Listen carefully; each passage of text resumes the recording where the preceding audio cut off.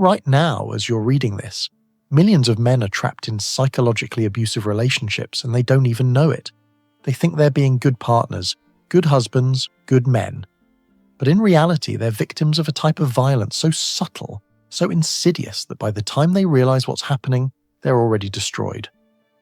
Today, I'm going to expose the hidden world of female psychological violence, the tactics, the manipulation, the systematic destruction of men that nobody wants to talk about. Society tells you that men are the abusers and women are the victims. Always. No exceptions. But what if I told you that women commit just as much relationship violence as men? They just do it differently. Men use fists. Women use psychology. Men leave bruises on the body. Women leave scars on the soul. And guess which one is illegal? That's right. Only the physical violence. A woman can psychologically torture you for decades and nobody will believe you, help you, or even acknowledge it's happening. I'm about to share real cases that will make your blood run cold. These aren't weak men. These aren't losers. These are successful, strong men who got systematically broken down by masters of psychological warfare. And the most terrifying part, it probably started exactly like your relationship did. Sweet, caring, loving. That's how they get you. Let me tell you about this executive I consulted with. 60 years old, built a successful company, raised a family, thought he'd done everything right. His wife hasn't spoken to him in 3 years. Not a word. She lives in the same house, sleeps in the same bed, but treats him like he doesn't exist. He only leaves his room when she goes to work. He buys his food separately, eats alone, lives like a ghost in his own home. The house he paid for. The life he built. How did it start? She didn't like his friends. They're a bad influence. They don't respect me. It's them or me, so he chose her.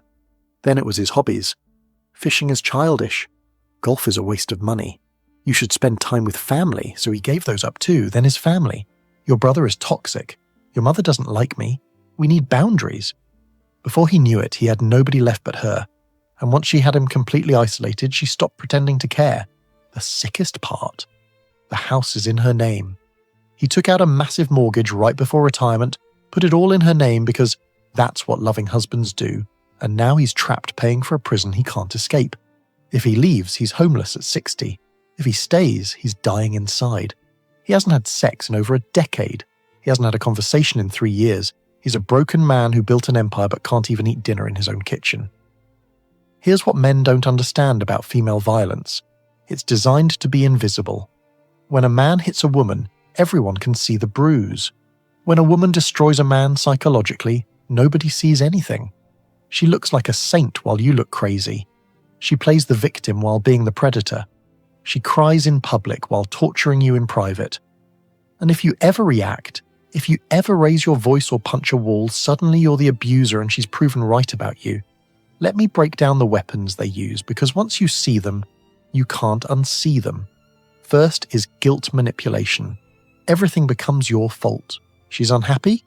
You're not romantic enough, she's bored. You're not exciting enough, she cheated. You drove her to it.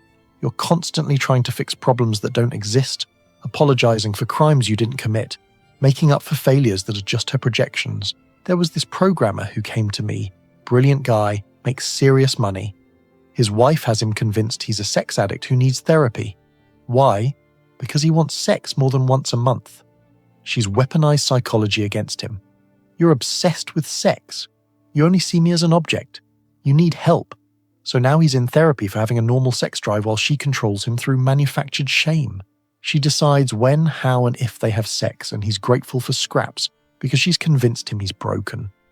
The second weapon is isolation.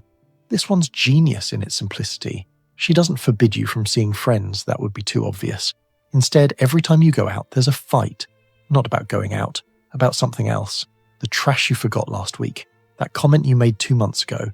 She times these fights perfectly, so you're either late, upset, or you cancel entirely. After a while, your friends stop inviting you. He's whipped. She's got him on a leash. They fade away, and she never had to explicitly forbid anything. Then she love bombs you. We don't need anyone else. You and me against the world. Nobody understands us like we understand each other.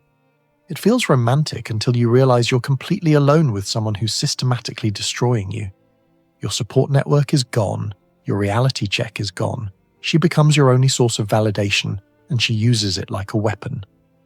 The third weapon is public humiliation disguised as jokes. She tells funny stories about your failures. She mentions your insecurities casually in conversation. Oh, Bob's trying to lose weight again. Yeah, Mike's business idea didn't work out, but he's trying something new. She undermines you constantly, but with a smile. So if you object, you're the one who can't take a joke. You're too sensitive. You're ruining the mood. I heard about this situation at a dinner party. The wife spent the entire night making jokes about her husband's salary, his receding hairline, his performance in bed. Everyone laughed uncomfortably while he sat there dying inside. But what could he do? If he gets angry, he's the abusive husband who can't take a joke. If he leaves, he's the dramatic one who ruined the evening. He just had to sit there and take it while everyone watched him shrink. The fourth weapon is sex as currency. This is so common it's considered normal, but it's abuse. Sex becomes a reward system. You do what she wants, maybe you get lucky, you disagree with her. Dry spell, you want to see your friends. I'm not in the mood. You cancel plans with friends. Come to bed, baby. She trains you like a dog, and you don't even realize it's happening. You just know that keeping her happy means maybe, possibly, if you're good enough, you might get the intimacy that should be a normal part of your relationship. There's this entrepreneur I worked with, married 15 years, hasn't had sex in 3. Not because he doesn't want it, but because his wife has created impossible conditions. He needs to lose 20 pounds first, but also make more money, but also spend more time at home, but also be more spontaneous, but also plan more dates. The goalpost keeps moving because the goal isn't to have sex with him, it's to control him through the promise of it. The fifth weapon is financial control through social pressure. She doesn't need access to your accounts when she can shame you into spending. Sarah's husband bought her a Tesla. My sister's family goes to Europe every summer. I guess I'm just not worth a nice ring. You work yourself to death trying to afford the lifestyle she demands, and if you can't provide it, you're a failure as a man. But if you work too much to afford it, you're neglecting the family. You can't win because winning was never an option. The sixth weapon is the children. This is the nuclear option. You'll never see your kids again. I'll tell them what you really are. They'll grow up knowing daddy didn't love them enough to stay. She weaponizes your love for your children, knowing that men almost never get primary custody. You'll stay in hell to be near your kids, and she knows it. She can do anything, treat you any way, and you'll take it because leaving means losing your children. A contractor told me his wife explicitly said, I can treat you however I want because if you leave, I get the house, the kids, and half your income for the next 15 years. So shut up and deal with it. And she's right. The legal system is designed to protect women from abusive men, but nobody thought about protecting men from abusive women.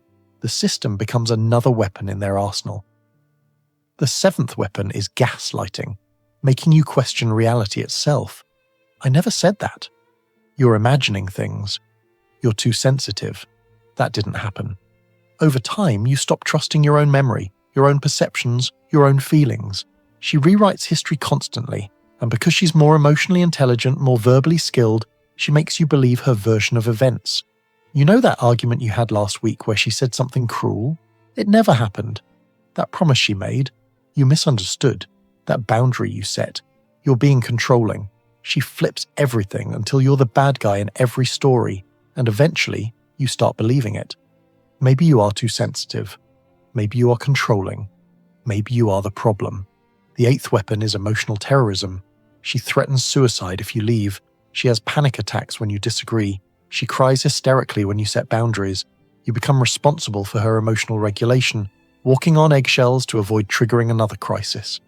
Your needs disappear because managing her emotions becomes your full-time job. There's this doctor whose wife has anxiety attacks every time he tries to go to professional conferences. Real panic attacks with hyperventilating and everything, except they only happen when he tries to have independence. He hasn't been to a conference in 5 years.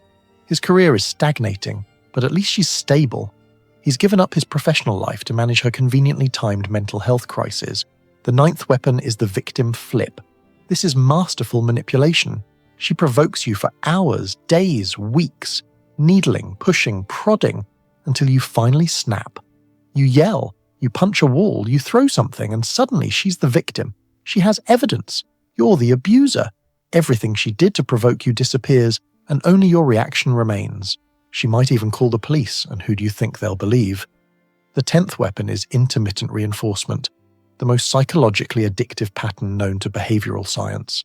Sometimes she's wonderful, loving, sexual, supportive, everything you fell in love with, just often enough to keep you hooked, to make you think things are getting better, to give you hope. But it's calculated. She gives you just enough to keep you from leaving, then pulls it away to keep you desperate. This is why men stay in these relationships. It's not weakness, it's addiction. Your brain becomes chemically dependent on those rare moments of approval, those glimpses of the woman you married. You'll endure months of abuse for one good day, telling yourself things are improving, she's changing, it's getting better. But it's not. It's a manipulation technique, and it's working perfectly. Now let me tell you about another weapon that's particularly devastating: medical manipulation. She develops mysterious illnesses that only flare up when you try to have independence or set boundaries. Suddenly she has migraines when you want to visit your parents. She has stomach issues when your friends invite you out. She has a bad back when you suggest she gets a job. These conditions are real to her. The symptoms are real, but they're psychosomatic, created by her subconscious as control mechanisms. You become her nurse, her caretaker, her servant. How can you leave someone who's sick? What kind of monster abandons an ill partner? She's got you trapped by your own compassion and sense of duty. Meanwhile, she's perfectly healthy when doing things she wants to do. That bad back doesn't stop her from shopping. Those migraines disappear when her friends call. But you can't point this out without being called insensitive and uncaring. There's also the spiritual manipulation, using religion or spirituality as a weapon. God wants you to be a better husband. The universe is telling me you need to change. My intuition says you're lying. She becomes the moral authority, the spiritual guide, the one connected to higher powers. Your feelings, your needs, your perspectives are all lower vibration or sinful or toxic masculinity. She's enlightened, you're broken, and need her guidance to be fixed. Now, here's the really sick part. Society enables this. Try telling someone your wife is abusing you. Watch their face. They'll assume you're weak, you're lying, or you're the real abuser trying to flip the script. Men's shelters basically don't exist. Support groups for abused men are nearly impossible to find. The entire support system is built for female victims only. A business owner I know tried to report his wife's abuse. She'd been hitting him for years, throwing things, destroying his property. The police laughed at him. Literally laughed. What do you want us to do, arrest your wife? Man up. When she called the police on him after he grabbed her wrist to stop her from hitting him with a lamp, he spent the night in jail. He had the defensive wounds, she had no marks, but he went to jail. The mental health system is just as bad. Couples therapy becomes another venue for her manipulation. She charms the therapist, plays the victim, and suddenly, therapy is about fixing your anger issues and your control problems. Individual therapy isn't much better. Try finding a therapist who takes male abuse victims seriously. Most are trained to see men as perpetrators, women as victims, end of story. So what do you do if you recognize yourself in this? First, understand that it's not your fault. You're not weak. You're not crazy. You're being systematically abused by someone who knows exactly what they're doing. The fog in your head, the confusion, the self-doubt, that's not you being stupid. That's the result of sustained psychological torture. Second, document everything. Every incident, every threat, every manipulation. Not because anyone will believe you, they won't. But because you need to remind yourself what's real when she tries to gaslight you. Write it down. Email it to yourself. Create a record that she can't rewrite. Third, rebuild your support network in secret. She's isolated you for a reason. Other people are reality checks. Start reconnecting with old friends, make new ones she doesn't know about. You need people who can remind you who you were before she broke you down. Fourth, get your finances in order quietly. Open a separate bank account she doesn't know about. Start saving. Document all assets. Prepare for war while hoping for peace, because when you finally make your move, she'll try to destroy you financially. Fifth, Understand that leaving might mean losing everything: your house, your kids, your money, your reputation. She'll tell everyone you're an abuser. She'll turn your children against you. She'll take you for everything she can. But staying means losing yourself, and that's the one thing you can't afford to lose. The hardest truth is this: the woman you love doesn't exist. She was a character, a performance designed to hook you. The real her is the one who hurts you, controls you, diminishes you. The sweet moments, the good times, that's the manipulation. The abuse is the reality. Some of you reading this are thinking, this isn't me. My situation is different. She's not that bad. That's what every abuse victim thinks. That's what I thought. That's what every man thinks until he's 60 years old, hiding in his room, afraid to eat dinner in his own kitchen. Others are thinking, but I love her. Maybe I can fix this. You can't fix someone who doesn't think they're broken. In her mind, the relationship is working perfectly. She has complete control. You do everything she wants. And if you're unhappy, that's your problem to solve by being a better servant. The only way to win this game is to stop playing. But that requires admitting you're in an abusive relationship, and most men would rather die than admit they're being abused by a woman. Your pride is killing you. Your ego is keeping you trapped. Your need to be seen as strong is making you weak. Look, I know this is brutal to hear. I know it challenges everything you've been taught about relationships, about women, about yourself as a man, but someone needs to say it. Women can be just as evil as men. They just hide it better. They use society's bias, legal systems, and psychological manipulation instead of fists, but the damage is the same. Actually, it's worse. Bruises heal, but psychological scars can last forever. If you're in this situation, you're not alone. Millions of men are silently enduring the same abuse, thinking they're the only ones, thinking they're weak, thinking it's their fault. It's not. You're not weak for being manipulated by someone you loved and trusted. You're not stupid for not seeing it earlier. You're a victim of sophisticated psychological abuse, and admitting that is the first step to freedom. The question is, how much more of your life are you willing to sacrifice to someone who sees you as nothing more than a resource to exploit? How many more years will you spend walking on eggshells in your own home? How much more of yourself will you lose trying to satisfy someone who will never be satisfied? You have one life, one chance. And right now, you're spending it as a prisoner to someone who doesn't love you. They love controlling you. That's not a relationship, it's a hostage situation. And deep down, you know I'm right. The question is, what are you going to do about it? Most of you will do nothing. You'll finish reading this, feel a moment of recognition, maybe even anger, then go back to your cage. Because leaving is scary, because starting over is hard, because maybe it's not that bad, because maybe tomorrow will be better. It won't be. Tomorrow will be exactly like today, and the day after, and the day after that, until you're that 60-year-old man eating alone in his room, wondering where his life went. But some of you, a few of you, will recognize this as your wake-up call. You'll realize you're not crazy, you're not alone, and you're not trapped. You'll start planning your escape. It will be the hardest thing you've ever done. You'll lose things you can't imagine losing, but you'll gain something priceless, yourself. The choice is yours. Stay in hell with the devil you know, or risk everything for a chance at freedom. Just remember, every day you stay is a day you can't get back. Every day you accept the abuse is a day you've chosen slavery over sovereignty. And one day, you'll run out of days. Stop letting her gaslight you into thinking you're the problem. Stop letting society shame you into silence. Stop letting fear keep you trapped. You deserve better. You deserve peace. You deserve respect. You deserve love that doesn't come with conditions, manipulation, and control. But you'll never get it as long as you stay with someone who sees your pain as their power. The clock is ticking. Your life is passing. And she's counting on you being too scared, too tired, too broken to leave. Prove her wrong. Thank you all very much for watching.